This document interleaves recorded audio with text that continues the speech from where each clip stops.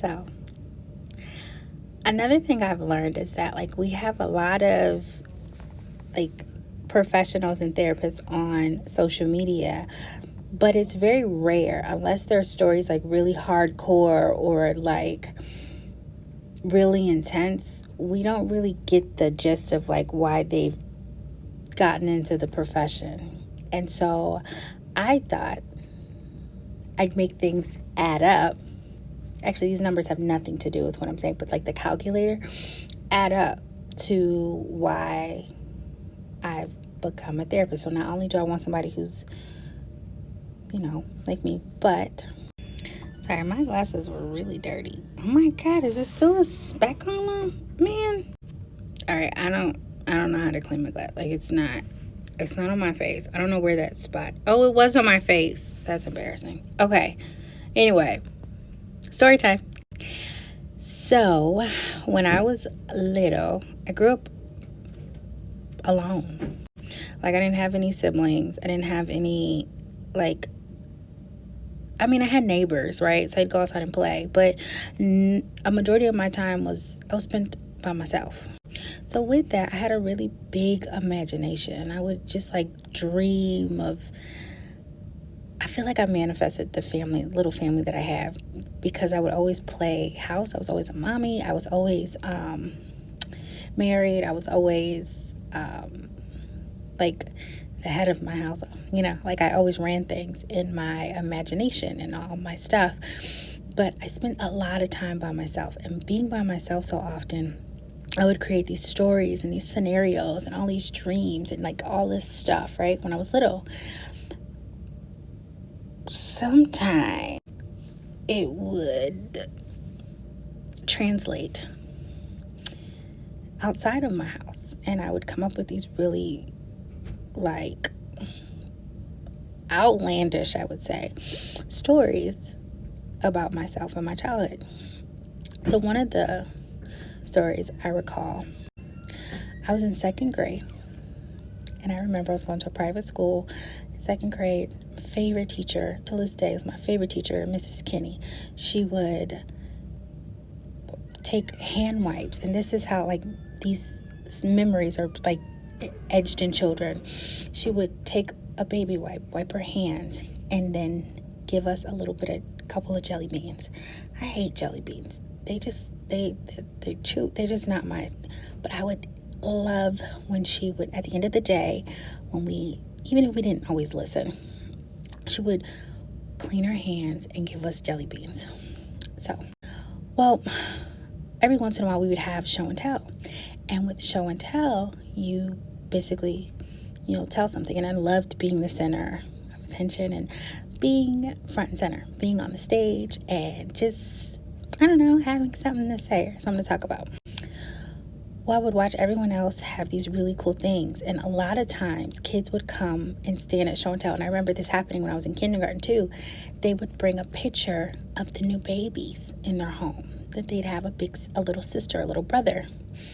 And I was the only child. I always wanted a little sister or brother. I thought, oh my gosh, that would be so cool. I could, like, hold the baby all the time and change them. And I was instinctively, as a child, I remember my mom used to tell me when I was 3, I would go into the baby room and help at my daycare. So I love taking care of little people. Anyway, I also remember that carpet time in kindergarten, like sitting on the carpet and someone standing up and they're talking about these really cool. So I would have, like, a concert ticket that I could show, but it was never as cool as a picture of a baby or a sonogram, like the baby skeletons. I just thought that was so cool that they could stand at the top of the room or the front of the room, with they got the teacher's attention, they got the whole class's attention. So second grade, I was like, you know what, enough is enough. I need to do this. So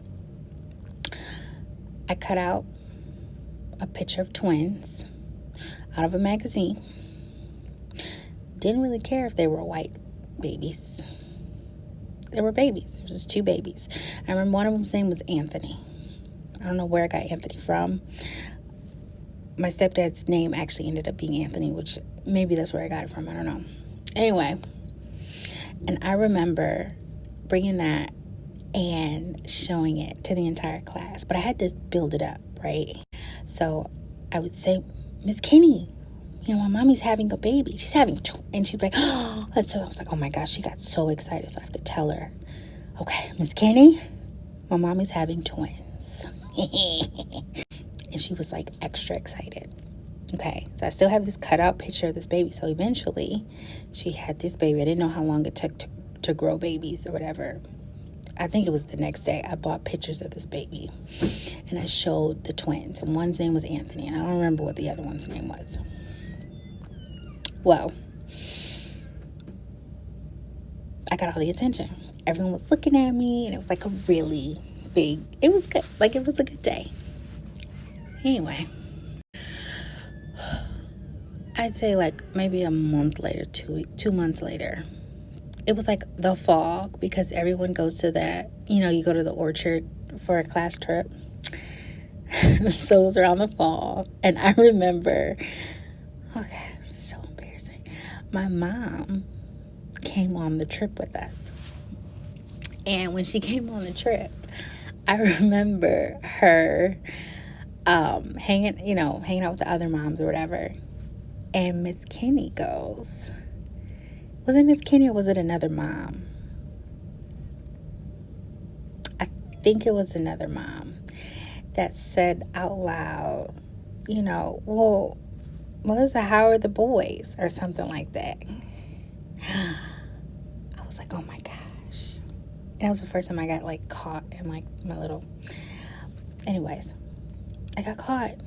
And so my mom just looked and she was like, wait, what? And she goes, yeah, didn't you have twins? How were the boys? And I think it was a mom that always volunteered a lot. And so, I would tell her my mom was having twins. And she was like, I don't have any twins. Like, my only child is Brittany. It was devastating. And I remember that. And I felt so embarrassed. And I remember like having this history of like being a liar, right? A liar, constantly being a liar, because it was pretty extravagant. But now as an adult and now as a therapist, I'm learning like I really just wanted the attention, right? My mom was in school. She was always busy. I felt she was pretty busy, but she did make time for me quite often. And I was always by myself. And so all I had was my imagination. And I feel like even though I have some really great memories, those moments of being called a liar or being called, all these, being called a liar, because, everyone made fun of me for the rest of the year. And that was tough. So now I make it a point to like be aware of even with my own children. Like if they're telling me a story, I listen. I'm listening. Not saying my mom didn't listen, she did. But I didn't have to tell the stories alone or by myself. I could have sat with my mom and I could have told her what I was thinking or what I wanted or the games that I was playing, because she would have sat and listened. But it just makes me more aware. So my childhood experience really takes part in why I do the work that I do, because it allows me to help give other people perspective, a different perspective on a situation. So you might think that something looks a certain way and we're processing, we're talking about it. But then you take a minute and you realize, well, maybe it wasn't that, wait a minute, well, maybe it wasn't that bad, or considering a different avenue. How nice it would have been for someone to pull me aside and be like, yo, that was a really, like, I get that totally, it was really interesting. However, lying isn't this, or just being a little more gentle with me. And I don't think I got that often. I got called quite a bit of names, and it wasn't by my peers, it was by adults. Those were really mean, because I did develop a little earlier than other kids. So I was told that I was fast, even though I wasn't, and you know what that meant. I was told that she thinks she's smarter than everybody else, and I just was really boisterous. When you're by yourself, like, all you want to be is heard, right? You just want attention. It's not a bad thing sometimes. So things could have totally went a different way. And so I want to take my experience and I want to use that and do my work and my diligence to be the best therapist that I can be, and be more aware and more mindful. So, yeah, I'm happy I shared.